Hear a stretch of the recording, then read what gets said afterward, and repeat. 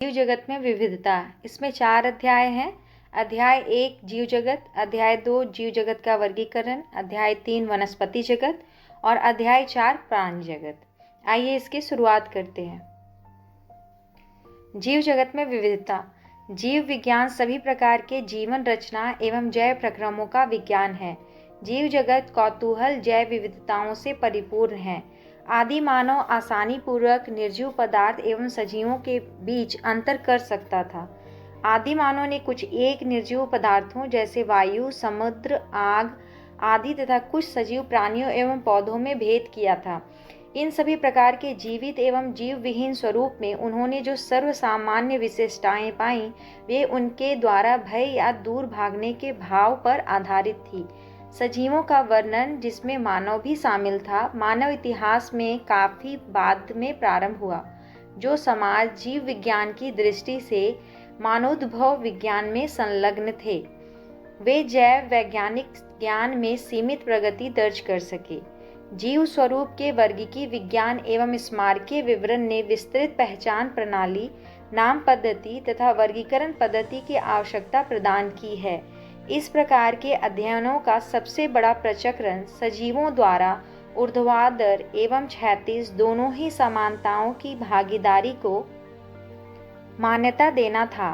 वर्तमान के सभी जीवों के परस्पर संबंध और साथ ही पृथ्वी पर आदिकाल वाले सभी जीव के साथ उनके संवादों का रहस्योद्घाटन मानवीय अहंकार और जैव विविधता के संरक्षण के लिए एक सांस्कृतिक आंदोलन के कारण थे। इस इकाई के अनुगामी अध्यायों में आप वर्गीकरण परिप्रेक्ष्य, वैज्ञानिक प्राणियों एवं पादपों के वर्गीकरण सहित वर्णन के बारे में पढ़ेंगे। अर्नेस्ट मेयर का जन्म 5 जुलाई 1904 में कैप्टन, जर्मनी में हुआ था। आप हार्वर्ड विश्वविद्यालय के विकासपरक जैव वैज्ञानिक थे, जिन्हें 20वीं सदी का डार्विन कहा गया। आप अब तक के 100 महान वैज्ञानिकों में से एक थे। मेयर ने सन 1953 में हार्वर्ड विश्वविद्यालय की कला एवं विज्ञान संकाय में नौकरी प्राप्त की और 1975 में Alexander Agassiz professor of zoology emeritus की पदवी के साथ अवकाश प्राप्त किया। अपने 80 सालों के कार्य जीवन में आपका पक्षी विज्ञान, वर्गीकरण विज्ञान, प्राणी भूगोल, विकास, वर्गीकी तथा जीव विज्ञान के इतिहास एवं दर्शन आदि पर अनुसंधान केंद्रित रहा। आपने लगभग अकेले ही विकास से जीव विज्ञान के केंद्र प्रश्न जाति विविधता की उत्पत्ति को खड़ा किया, जो कि आज सच है। इसके साथ ही आपने हाल ही में स्वीकृत जीव वैज्ञानिक जाति वर्गी की परिभाषा की अगुवाई भी की। मेयर को 3 पुरस्कार दिए गए, जिन्हें व्यापक तौर पर जीव विज्ञान के 3 ताजों की संज्ञा दी जाती है। 1983 में बॉल्जन प्राइज, 1998 में जीव विज्ञान के लिए इंटरनेशनल प्राइज और 1999 में क्राफोर्ड प्राइज। मेयर ने 100 वर्ष की आयु में 2004 को स्वर्गवासी हो गए। अध्याय 1 जीव जगत। जीव जगत में आपको पढ़ना है जीव क्या है, जीव जगत में विविधता, वर्गीकी संवर्ग और वर्गीकी सहायता साधन। आइए अध्याय 1 की शुरुआत करते हैं।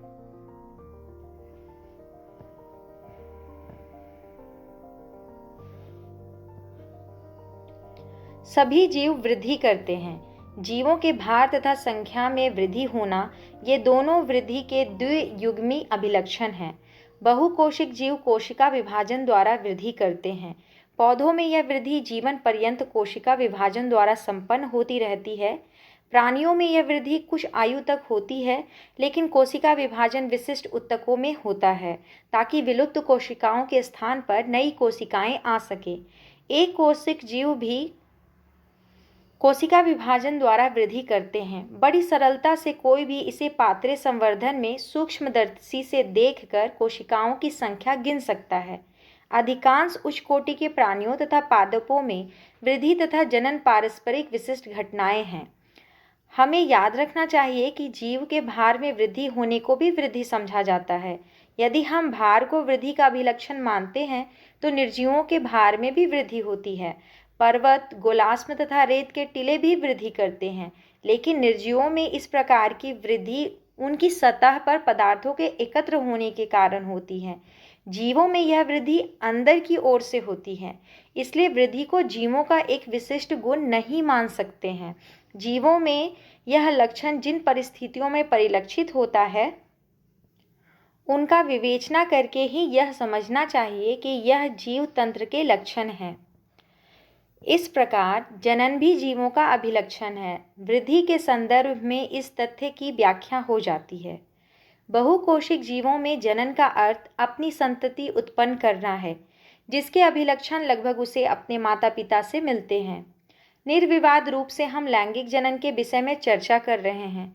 जीव अलैंगिक जनन भी करते हैं। फंजाई लाखों अलैंगिक बीजाणुओं द्वारा गुणन करती है और सरलता से फैल जाती है।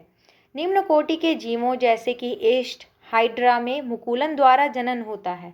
प्लेनेरिया में वास्तविक पुनर्जनन होता है, अर्थात एक खंडित जीव अपने शरीर के लुप्त अंगों को पुनः प्राप्त कर लेता है। इस प्रकार एक नया जीव बन जाता है। फंजाई तंतुमय शैवाल मॉस का प्रथम तंतु सभी विखंडन विधि द्वारा गुणन करते हैं।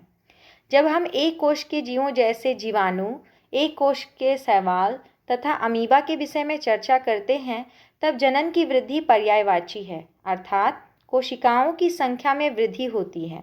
हम पहले ही कोशिकाओं की संख्या अथवा भार में वृद्धि होने को वृद्धि तथा जनन वृद्धि के रूप में परिभाषित कर चुके हैं।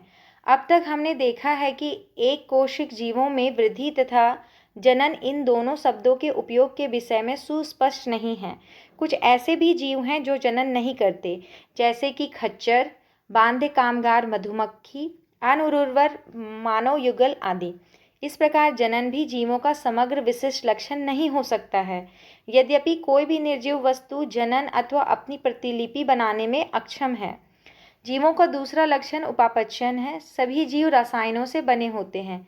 ये रसायन छोटे बड़े विभिन्न वर्ग माप क्रिया आदि वाले होते हैं, जो अनवरत जैव अणुओं में बदलते और उनका निर्माण करते हैं। ये परिवर्तन रासायनिक अथवा उपापचयी क्रियाएं हैं। सभी जीवों, चाहे वे बहुकोशिक हों अथवा एक कोशिक हों, में हजारों उपापचयी क्रियाएं साथ साथ चलती रहती हैं। सभी पौधों, प्राणियों, कवकों तथा सूक्ष्म जीवों में उपापचयी क्रियाएं होती हैं। हमारे शरीर में होने वाली सभी रासायनिक क्रियाएं उपापचयी क्रियाएं हैं। किसी भी निर्जीव में उपापचयी क्रियाएं नहीं होती। शरीर के बाहर कोशिका मुक्त तंत्र में उपापचयी क्रियाएं प्रदर्शित हो सकती हैं।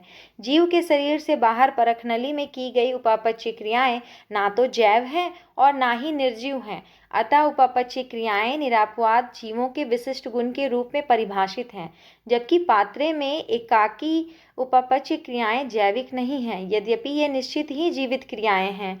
अतः शरीर का कोश के संगठन जीवन स्वरूप का सुस्पष्ट अभिलक्षण है। शायद सभी जीवों का सबसे स्पष्ट परंतु पेचीदा अभिलक्षण अपने आसपास या पर्यावरण के उद्दीपनों, जो कि भौतिक, रासायनिक अथवा जैविक हो सकती हैं, के प्रति संवेदनशीलता तथा प्रतिक्रिया करना है। हम अपने संवेदी अंगों द्वारा अपने पर्यावरण से अवगत होते हैं। पौधे प्रकाश, पानी, ताप, अन्य जीवों, प्रदूषकों आदि जैसे बाह्य कारकों के प्रति प्रतिक्रिया दिखाते हैं। प्रोकैरियोट से लेकर जटिलतम यूकैरियोट तक सभी जीव पर्यावरण संकेतों के प्रति संवेदना एवं प्रतिक्रिया दिखा सकते हैं। पादप तथा प्राणियों दोनों में दीप्तिकाल मौसमी प्रजनकों के जनन को प्रभावित करता है। इससे सभी जीव अपने पर्यावरण से अवगत रहते हैं। मानव ही केवल ऐसा जीव है जो स्वयं से अवगत अर्थात स्वचेतन है। इसलिए चेतना जीवों को परिभाषित करने के लिए अभिलक्षण हो जाती है। जब हम मानव के विषय में चर्चा करते हैं, तब जीवों को परिभाषित करना और भी कठिन हो जाता है। हम रोगी को अस्पताल में अचेत अवस्था में लेटे रहते हुए देखते हैं, जिसके हृदय तथा फुफ्फुस को चालू रखने के लिए मशीनें लगाई गई होती हैं। रोगी का मस्तिष्क मृतसम होता है। रोगी में स्वचेतना नहीं होती। ऐसी रोगी जो कभी भी अपने सामान्य जीवन में वापस नहीं आ पाते, तो क्या हम इन्हें जीव अथवा निर्जीव कहेंगे? उच्च स्तरीय अध्ययन में जीव विज्ञान पृथ्वी पर जैव विकास की कथा है। आपको पता लगेगा कि सभी जीव घटनाएं उसमें अंतर्निहित प्रतिक्रियाओं के कारण होती हैं। उत्तकों के गुण कोशिका में स्थित कारकों के कारण नहीं हैं, बल्कि घटक कोशिकाओं की पारस्परिक प्रतिक्रिया के कारण है। इसी प्रकार कोश के अंगकों के लक्षण अंगकों में स्थित आणविक घटकों के कारण नहीं, बल्कि अंगकों में स्थित आणविक घटकों के आपस में क्रिया करने का कारण है। उच्च स्तरीय संगठन उद्गामी गुणधर्म इन प्रतिक्रियाओं के परिणाम स्वरूप होते हैं। सभी स्तरों पर संगठनात्मक जटिलता की पदानुक्रम में यह अद्भुत घटना यथार्थ है। अतः हम कह सकते हैं कि जीव स्वप्रतिकृति विकासशील तथा स्वनियमनकारी पारस्परिक क्रियाशील तंत्र है, जो बाह्य उद्दीपन के प्रति अनुक्रिया की क्षमता रखते हैं। जीव विज्ञान पृथ्वी पर जीवन की कहानी है। वर्तमान, भूत एवं भविष्य के सभी जीव एक दूसरे से सर्वनिष्ठ आनुवांशिक पदार्थ की साझेदारी द्वारा संबद्ध है, परंतु यह पदार्थ सब में विविध अंशों में होते हैं। जीव जगत में विविधता। यदि आप अपने आसपास देखें तो आप जीवों की बहुत सी किस्में देखेंगे। ये किस्में गमले में उगने वाले पौधे, कीट, पक्षी, पालतू अथवा अन्य प्राणी व पौधे हो सकते हैं। बहुत से ऐसे जीव भी होते हैं जिन्हें आप आंखों की सहायता से नहीं देख सकते, लेकिन आपके आसपास ही हैं। यदि आप अपने अवलोकन के क्षेत्र को बढ़ाते हैं तो आपको विविधता की एक बहुत बड़ी श्रृंखला दिखाई पड़ेगी। स्पष्टतः यदि आप किसी सघन वन में जाएं तो आपको जीवों की बहुत बड़ी संख्या तथा उनकी कई किस्में दिखाई देंगी। प्रत्येक प्रकार के पौधे, जंतु अथवा जीव जो आप देखते हैं किसी एक जाति यानी कि स्पीसीज का प्रतीक है। अब तक की ज्ञात तथा वर्णित स्पीसीज की संख्या लगभग 1.7 मिलियन से लेकर 1.8 मिलियन तक हो सकती है। हम इसे जैविक विविधता अथवा पृथ्वी पर स्थित जीवों की संख्या तथा प्रकार कहते हैं। हमें यह स्मरण रखना चाहिए कि जैसे जैसे हम नए तथा यहाँ तक कि पुराने क्षेत्रों की खोज करते हैं, हमें नए नए जीवों का पता लगता रहता है। जैसा कि ऊपर बताया गया है कि विश्व में कई मिलियन पौधे तथा प्राणी हैं, हम पौधों तथा प्राणियों को उनके स्थानीय नाम से जानते हैं। ये स्थानीय नाम एक ही देश के विभिन्न स्थान के अनुसार बदलते रहते हैं। यदि हमने कोई ऐसी विधि नहीं निकाली जिसके द्वारा हम किसी जीव के विषय में चर्चा कर सके, जो शायद इससे भ्रमकारी स्थिति पैदा हो सकती है। प्रत्येक जीव का एक मानक नाम होता है जिससे वह उसी नाम से सारे विश्व में जाना जाता है। इस प्रक्रिया को नाम पद्धति कहते हैं। स्पष्टता नाम पद्धति तभी संभव है जब जीवों का वर्णन सही हो और हम यह जानते हों कि यह नाम किस जीव का है। इसे पहचानना कहते हैं। अध्ययन को सरल करने के लिए अनेकों वैज्ञानिकों ने प्रत्येक ज्ञात जीव को वैज्ञानिक नाम देने की प्रक्रिया बनाई है। इस प्रक्रिया को विश्व में सभी जीव वैज्ञानिकों ने स्वीकार किया है। पौधों के लिए वैज्ञानिक नाम का आधार सर्वमान्य नियम तथा कसौटी है, जिनको international code of botanical nomenclature यानी कि ICBN में दिया गया है।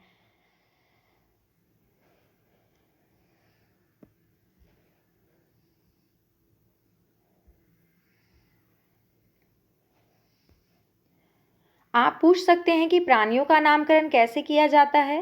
प्राणी वर्गीविदों ने international code of zoological nomenclature, जिसको ICZN बनाया गया है। वैज्ञानिक नाम की यह गारंटी है कि प्रत्येक जीव का एक ही नाम रहे। किसी भी जीव के वर्णन से विश्व में किसी भी भाग में लोग एक ही नाम से बता सकें। वे यह भी सुनिश्चित करते हैं कि एक ही नाम किसी दूसरे ज्ञात जीव का ना हो। जीव वैज्ञानिक ज्ञात जीवों के वैज्ञानिक नाम देने के लिए सार्वजनिक मान्य नियमों का पालन करते हैं। प्रत्येक नाम के दो घटक होते हैं, वंश नाम तथा जाति संकेत पद। इस प्रणाली को, जिसमें दो नाम के दो घटक होते हैं, उसे द्विपद नाम पद्धति कहते हैं। इस नामकरण प्रणाली को कैरलस लीनियस ने सुझाया था। इसका उपयोग सारे विश्व के जीव विज्ञानी करते हैं। दो शब्दों वाली नामकरण प्रणाली बहुत सुविधाजनक है। आओ आपको आम के उदाहरण द्वारा वैज्ञानिक नाम देने की विधि को समझाएं। आम का वैज्ञानिक नाम मैंजीफेरा इंडिका है। तब आप यह देख सकते हैं कि यह नाम कैसे द्विपद है। इस नाम में मैंजीफेरा वंश नाम है, जबकि इंडिका एक विशिष्ट स्पीसीज अथवा जाति संकेत पद है। नाम पद्धति के अन्य सार्वजनिक नियम निम्नलिखित हैं।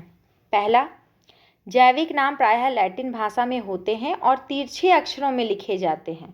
इनका उद्भव चाहे कहीं से भी हुआ हो, इन्हें लैटिनीकरण अथवा इन्हें लैटिन भाषा का व्युत्पन्न समझा जाता है। दूसरा है कि जैविक नाम में पहला शब्द वंश नाम होता है, जबकि दूसरा शब्द जाति संकेत पद होता है। तीसरा नियम है कि जैविक नाम को जब हम हाथ से लिखते हैं तब दोनों शब्दों को अलग अलग रेखांकित अथवा छपाई में तिरछा लिखना चाहिए। यह रेखांकन उनके लैटिन उद्भव को दिखाता है। चौथा नियम है कि पहला अक्षर जो वंश नाम को बताता है वह बड़े अक्षर में होना चाहिए, जबकि जाति संकेत पद में छोटा अक्षर होना चाहिए।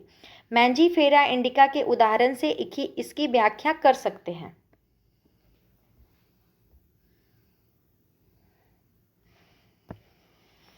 जाति संकेत पद के बाद अर्थात जैविक नाम के अंत में लेखक का नाम लिखते हैं और इसे संक्षेप में लिखा जाता है। उदाहरणतः मैंजीफेरा इंडिका लिन। इसका अर्थ है कि सबसे पहले स्पीसीज का वर्णन लिनियस ने किया था।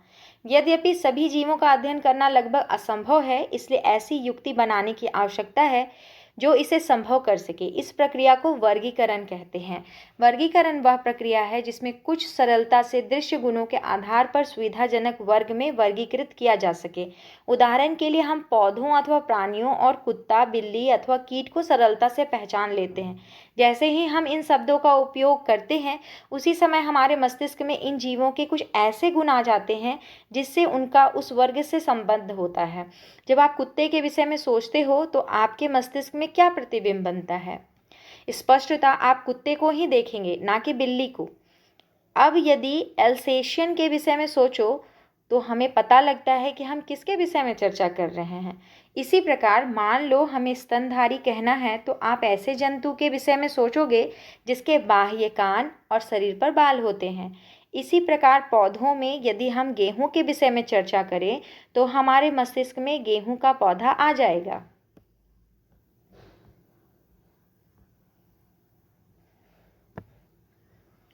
इसलिए ये सभी कुत्ता, बिल्ली, स्तनधारी, गेहूं, चावल, पौधे, जंतु आदि सुविधाजनक वर्ग हैं जिनका उपयोग हम पढ़ने में करते हैं। इन वर्गों की वैज्ञानिक शब्दावली टैक्सा है।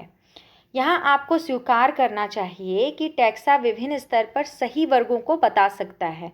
पौधे को भी टैक्सा कहते हैं, गेहूं भी एक टैक्सा है। इसी प्रकार जंतु, स्तनधारी, कुत्ता ये सभी टैक्सा हैं। लेकिन क्या आप जानते हैं कि कुत्ता एक स्तनधारी और स्तनधारी प्राणी है? इसलिए प्राणी, स्तनधारी तथा कुत्ता विभिन्न स्तरों पर टैक्सा को बताता है। इसलिए गुणों के आधार पर सभी जीवों को विभिन्न टैक्सा में वर्गीकृत कर सकते हैं। गुण जैसे प्रकार, रचना, कोशिका की रचना, विकासीय प्रक्रम तथा जीव की पारिस्थितिक सूचनाएं आवश्यक हैं और ये आधुनिक वर्गीकरण अध्ययन के आधार हैं। इसलिए विशेषीकरण, पहचान, अभिज्ञान, वर्गीकरण तथा नाम पद्धति ऐसे प्रक्रम हैं जो वर्गीकी के आधार हैं। वर्गीकी कोई नई नहीं है। मानव सदैव विभिन्न प्रकार के जीवों के विषय में अधिकाधिक जानने का प्रयत्न करता रहता है, विशेष रूप से उनके विषय में जो उनके लिए अधिक उपयोगी थे। आदि मानव को अपनी मूलभूत आवश्यकताओं जैसे भोजन, कपड़े तथा आश्रय के लिए नए नए स्रोत खोजने पड़ते थे। इसलिए विभिन्न जीवों के वर्गीकरण का आधार उपयोग पर आधारित था। काफ़ी समय से मानव विभिन्न प्रकार के जीवों के विषय में जानने और उनकी विविधता सहित उनके संबंध में रुचि लेता रहा है। अध्ययन की शाखा को वर्गीकरण पद्धति जिसे सिस्टमैटिक्स कहते हैं। सिस्टमैटिक्स शब्द लैटिन शब्द सिस्टेमा से आया है जिसका अर्थ है जीवों की नियमित व्यवस्था। लिनियस ने अपने पब्लिकेशन का टाइटल सिस्टमा नेचुरे चुना। वर्गीकरण पद्धति में पहचान, नाम पद्धति तथा वर्गीकरण को शामिल करके इसके क्षेत्र को बढ़ा दिया गया। वर्गीकरण पद्धति में जीवों के विकासीय संबंध का भी ध्यान रखा गया।